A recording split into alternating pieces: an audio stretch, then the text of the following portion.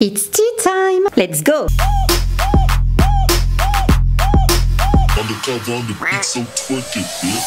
Bonjour, bonsoir tout le monde, je suis ravie de vous retrouver aujourd'hui pour une nouvelle vidéo, genre de vidéo que j'avais pas fait depuis un petit moment. Et je dis pas que ça me manquait, parce que c'est pas gay comme sujet, mais bon, je suis tombée dessus par hasard en me baladant sur le net et je me suis dit tiens, j'avais jamais entendu parler de cette histoire, j'ai trouvé tragique et ça change un petit peu des stalkers qui assassinent leur vedette. Là, c'est un autre cas de figure, donc écoutez, si ça vous intéresse, restez avec moi. Le 11 novembre 2008, une jeune femme de 30 ans est retrouvée décédée dans sa voiture, garée juste devant le domicile de la danseuse-chanteuse Paula Abdul. Hasard ou coïncidence? Aujourd'hui, je vais donc vous faire découvrir la triste histoire de Paula Goodspeed. Plantons un petit peu le décor quand même. Paula Abdul, je pense quand même que vous la connaissez, c'est donc, comme je vous l'ai dit, une chanteuse, mais également une danseuse chorégraphe américaine. Elle a eu beaucoup de succès dans les années 80-90. Elle a vendu des millions d'albums.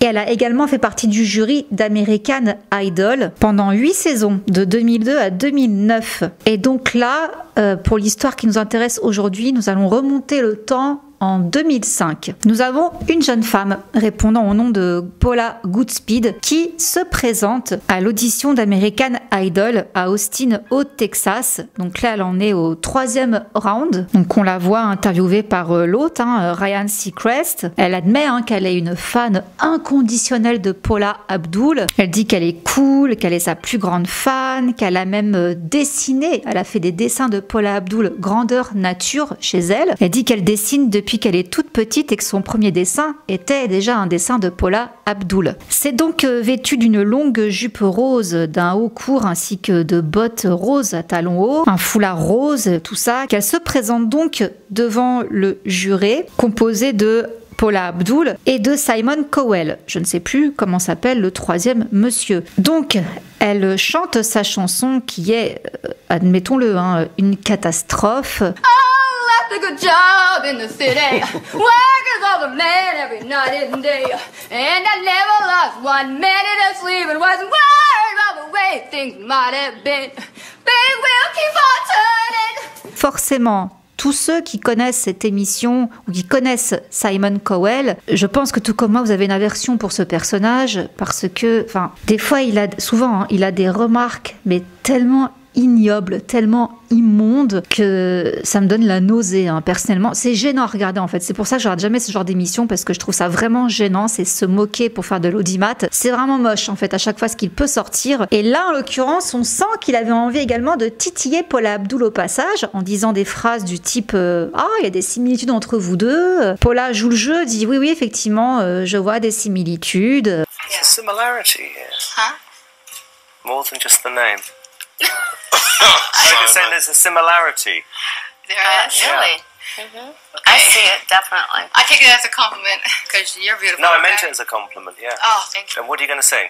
Et on a donc cette Paula Goodspeed qui dit c'est vrai parce que moi je vous trouve vraiment magnifique donc en disant ça à Paula Abdul, mais sa chanson Proud Mary n'a pas convaincu, vous en doutez bien. Paula, bon pareil, elle dit ce qu'elle pense, c'était pas terrible, et Simon là va se donner à cœur joie de critiquer son appareil dentaire en disant « Je ne pense pas qu'un artiste sur Terre puisse chanter avec autant de métal dans la bouche.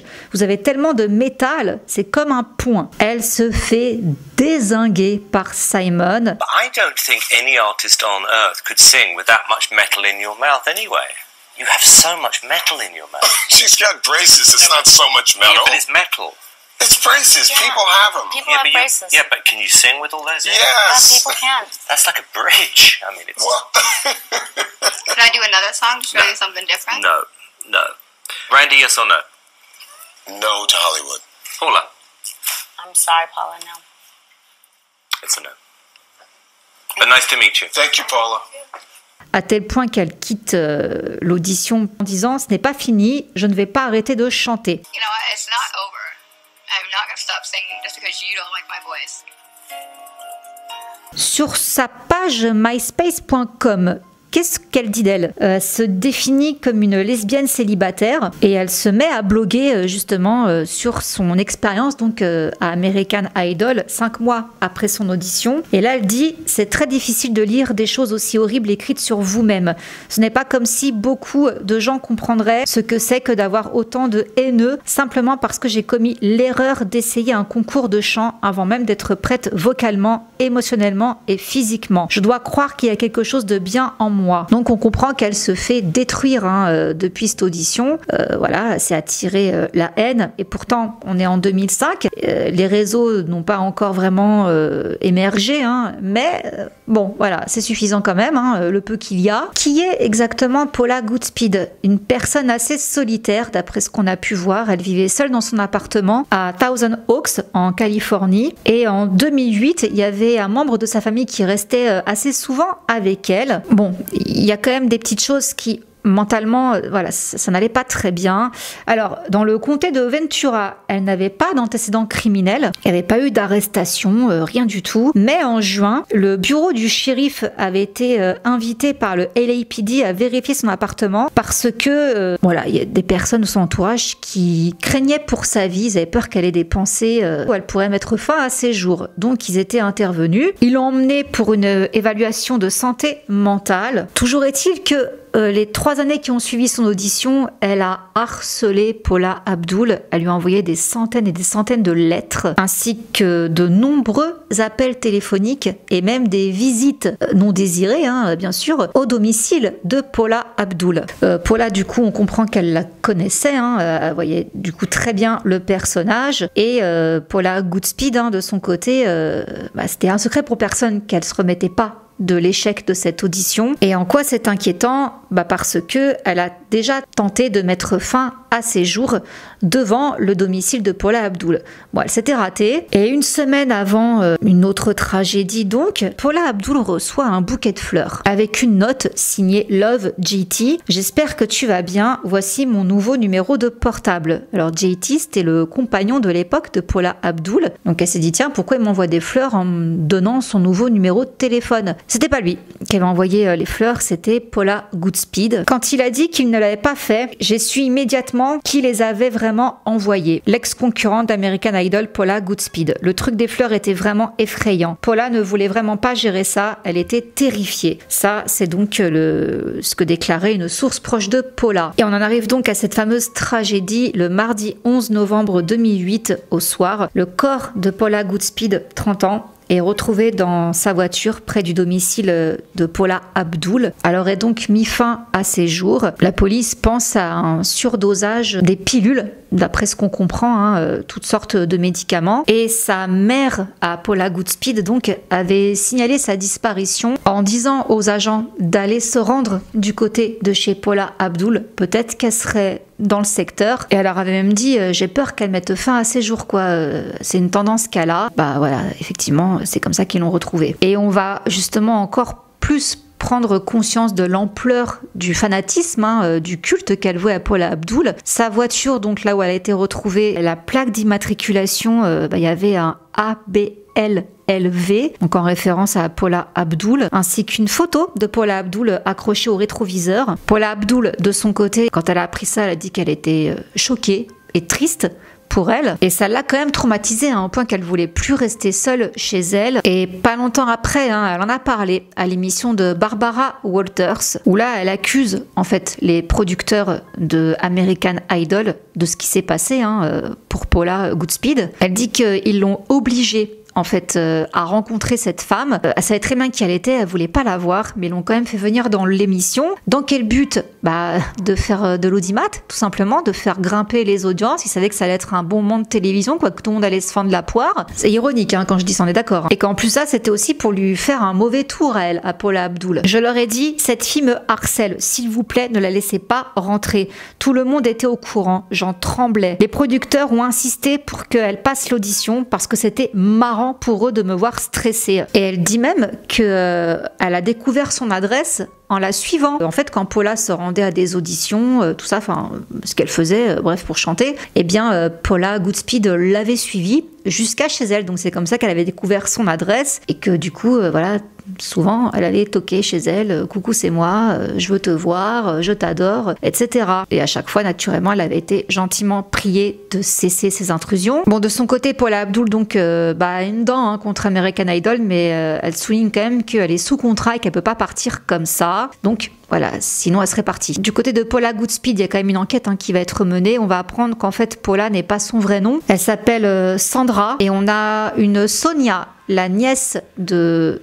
Sandra, du coup, qui dit que c'était une bonne personne, qu'elle aurait donné sa chemise à quelqu'un qui en aurait eu plus besoin qu'elle, et qu'elle n'avait pas d'idées morbides, qu'elle était joyeuse, qu'elle était très excitée de tout ce qu'elle faisait. Elle revenait dans le Maine, là où elle a grandi, et qu'elle avait donc changé son nom de Sandra en Paula 16 années auparavant, et que ça n'avait rien à voir avec Paula Abdul. Elle aimait juste le nom Paula. Et Paula Abdul, de son côté, elle dit bien que elle l'avait jamais rencontré. Enfin, elle l'a vu donc à l'émission American Idol. Après, elle est venue plusieurs fois sonner chez elle et tout, mais c'est jamais elle qui ouvrait, qui lui priait de partir. Mais la nièce dit que non, elle s'était déjà rencontrée dans la vraie vie. C'était 1 an avant. C'était chez Starbucks ou quelque chose comme ça, parce que justement, Sandra lui avait dit qu'elle était très excitée d'avoir pu enfin rencontrer une si grande star. Je sais pas si c'est vrai, mais Paula Abdul en tout cas ne s'en souvient pas du tout. Elle et moi sommes allés plusieurs fois chez Paula. C'est à peu près tout. Elle me montrait où elle habitait. Nous aimions regarder les immenses appartements là-bas. Pourquoi ils l'ont retrouvée morte dans sa voiture près de la maison de Paula Abdul, je ne sais pas. Mais je ne crois pas que ma tante se soit ôté la vie. Ça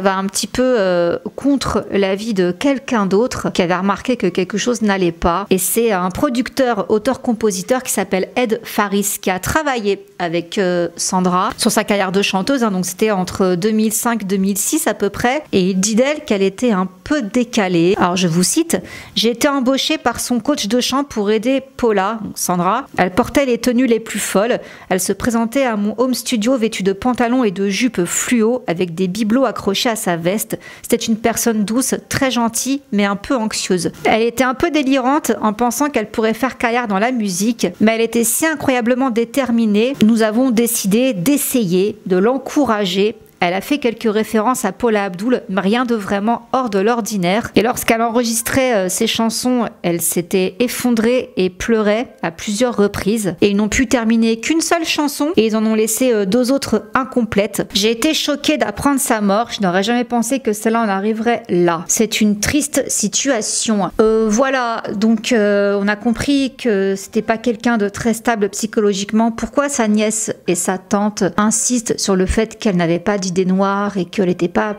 plus fan que ça, alors que bon, on voit dans l'émission beaucoup de dessins qu'elle a fait de Paula Abdul, le fait qu'elle ait déjà fait une première tentative devant sa maison et que la fois où elle s'est pas ratée, c'était encore devant la maison de Paula Abdul. Bon, on comprend que et si vous voulez, ça soulève quand même une grande question, cette histoire, et c'est en ça où je l'ai trouvée quand même intéressante mais très triste. C'est vraiment ce truc des castings télé. C'est vraiment des bêtes de foire. C'est à chaque fois, si vous voulez, ça me met vraiment mal à l'aise, On voit beaucoup d'émissions comme ça. Mais si vous voulez, tout ça, pour moi, ça soulève 2 problèmes. Déjà, d'une part, les personnes qui sont fans à ce point-là, pour moi, c'est des personnes, il y a quelque chose qui va pas. Parce qu'on peut aimer, mais dédier quasi sa vie à un artiste. Bon, vous êtes d'accord qu'il y a quelque chose, ça traduit quand même un mal-être, il y a quelque chose qui ne va pas. Mais alors en plus, montrer ça à la télé, l'exposer en sachant derrière tous les gens qui vont se marrer, qui vont critiquer et qui vont après du coup envoyer de la haine à ces personnes alors que il n'y a pas lieu. Je trouve ça très dangereux si vous voulez. C'est que là, on sait pertinemment qu'on a affaire à des personnes qui sont fragiles psychologiquement et on les jette dans la fosse aux lions pour amuser la galerie sans réfléchir une seule seconde aux conséquences. Et moi, je vous dis, Simon Cowell, je ne peux pas me le piffrer. Je trouve quand même scandaleux. Alors oui, elle était envahissante. J'avoue, le coup des fleurs, tout ça, aller la stalker, bon, voilà. Mais encore une fois, pour moi, ces gens-là, il y a quelque chose qui va pas, et ça se soigne, ça se traite. Après, il faut qu'il soit pris en charge. Malheureusement, je crois que sa famille, d'après ce qu'on comprend, n'ont pas du tout compris que ça n'allait pas. Mais je comprends que Paula Abdul, ça les traumate parce que non, Alors, moi, peut-être qu'à sa place, je dis ça, c'est facile de dire ça de ma place, hein, mais peut-être qu'à sa place, je serais allée la voir après l'audition en essayant de la réconforter un petit peu et essayer de l'apaiser en disant écoute, voilà, le prends pas personnellement, c'est de la télé et tout, fais pas gaffe, c'est fait exprès, machin. Prends soin de toi, basta. Je sais pas si ça aurait changé quelque chose, je sais pas. En tous les cas, je trouvais cette histoire, ça sortait un petit peu de l'ordinaire par rapport à d'autres cas où justement les fans s'en sont pris à leur célébrité de manière irréversible. Là, c'est encore un autre cas de figure. Qu'en pensez-vous? Moi, je trouve vraiment que ça illustre très bien, je vous dis, ce problème de personnes qu'on laisse venir des fois s'afficher dans des auditions comme ça, et je me dis c'est dégueulasse, en sachant très bien derrière tout ce qu'ils vont se prendre dans la tête. Voilà, en tout cas c'est mon point de vue, hein. N'hésitez pas à me dire ce que vous en pensez, et sur ce je vais vous laisser là. C'était pas une très longue vidéo par rapport à d'habitude, mais j'espère en tous les cas qu'elle vous aura intéressé, interpellé comme moi m'a interpellé. Sur ce, je vous fais plein de gros bisous, et je vous dis à très vite pour une prochaine vidéo. Mouah. Bisous, ciao.